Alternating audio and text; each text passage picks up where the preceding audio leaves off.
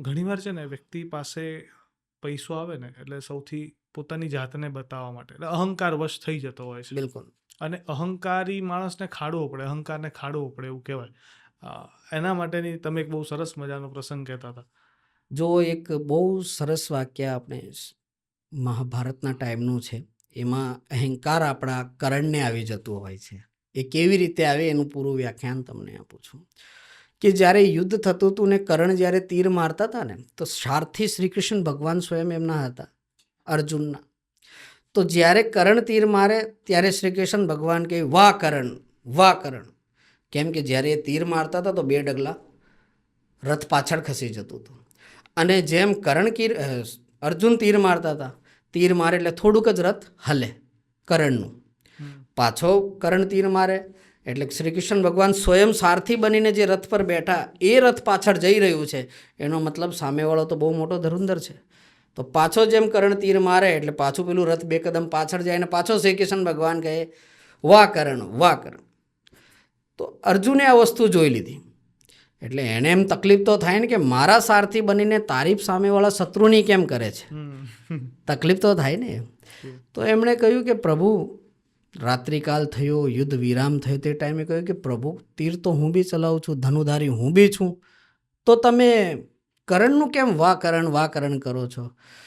બોલે અર્જુન, આજ इसका જવાબ નહીં દૂંગા, इसका જવાબ મેં કલ દૂંગા. કેમ કે એમને ખબર હતી કે આજે કરણનો અંત થશે, પણ એમને કીધું નહીં. કેમ કે રચિતા બી એ જ હતા ને, પ્રભુ શ્રી કૃષ્ણ જ હતા રચિતા. તો કાલે એનો અંત થશે, તો એ દરમિયાન આની જે વાત છે એનો જવાબ એને મળશે. પણ અર્જુનને ઊંઘ ના આવી. હવે સૂરજ ક્યારે ઉગે ને ક્યારે યુદ્ધ ચાલુ થાય ત્યાં એ ગણનામાં એ લાગી ગયો. આજે તમે અહંકારની વાત કરો છો ને, એમાં તે શ્રી કૃષ્ણ ભગવાન એની જોડે મળેલા છે, કરણ જોડે મળેલા છે. કંઈ ને કંઈ અમારી વાત એમને કહી છે, એના ગુપ્તચર બની ગયા છે. એને એમ વહેમ થઈ ગયો. વહેમ થયો, બીજા દિવસે યુદ્ધ ચાલુ થયું, વિરામ ખતમ થયું ને યુદ્ધ સ્ટાર્ટ થયું અને કરણનો અંત થયો. કરણનો અંત થયો. अंत થતાની સાથે जो देखो श्री कृष्ण बोल रहे थे ना, वाह करण, आज उनका अंत हो गया और मेरे ही बाणों से हुआ. बोले अर्जुन, अभी भी तुझे अहंकार है कि तेरे बाणों से हुआ है, तेरे बाणों से नहीं हुआ है. कल तुमने एक प्रश्न किया था मुझे रात्रि काल में कि प्रभु आप बताओ, मेरे सारथी हो कि आप उसकी क्यों तारीफ कर रहे हो? आप ये मुझे बहुत विडम्बना है कि आप उसकी बार बार में करण के लिए बोल रहे थे. तो बोले अर्जुन, अब ये युद्ध अभी विराम हो रहा है और युद्ध संपन्न भी हो रहा है, तो आज इसका जवाब तुम्हारी आंखों के सामने मैं तुम्हें दूंगा. अब विराम हो गया तो तुम इस रथ से उतरो नीचे. बोले नहीं प्रभु, पहले आप उतरो. बोले अर्जुन समझ, रथ से तू उतरेगा, उसके बाद मैं उतरूंगा, तो ही ये चीज़ें तुम्हारे समझ में आएगी.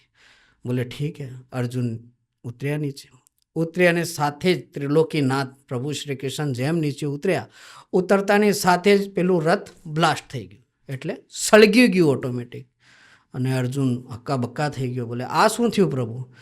બોલે यही मैं समझाना चाहता था कि जब करण तीर मारता था तो 2 कदम हमारा रथ पीछे सरकता था, जबकि तुम्हारे साथ त्रिलोकीनाथ मैं स्वयं हूँ, तेरा सारथी बना हुआ हूँ.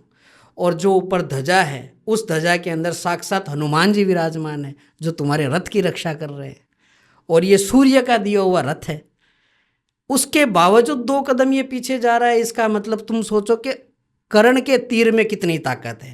अगर मैं वहाँ पे नहीं होता तो ये रथ सृष्टि के बाहर चला जाता उसके एक तीर से. ત્યારે અર્જુનને ખબર પડી કે બોલે આ વાત તો સાચી છે. ત્રિલોકીનાથ જેની માટે દુનિયા તરસે છે, તે મારા સારથી બનીને મારી સાથે બેઠા, એના બાવજૂદ આ 2 કદમ પાછળ આવે છે. એટલે એનો અહંકાર ત્યાં ચકનાચૂર થયો ને એણે કીધું પ્રભુ મારી બહુ મોટી ભૂલ થઈ છે. વાકઈ કરણ ધનુધારી હતા અને છે અને રહેવાના છે. આ એક અહંકારનો અંત થયો એમને એમ.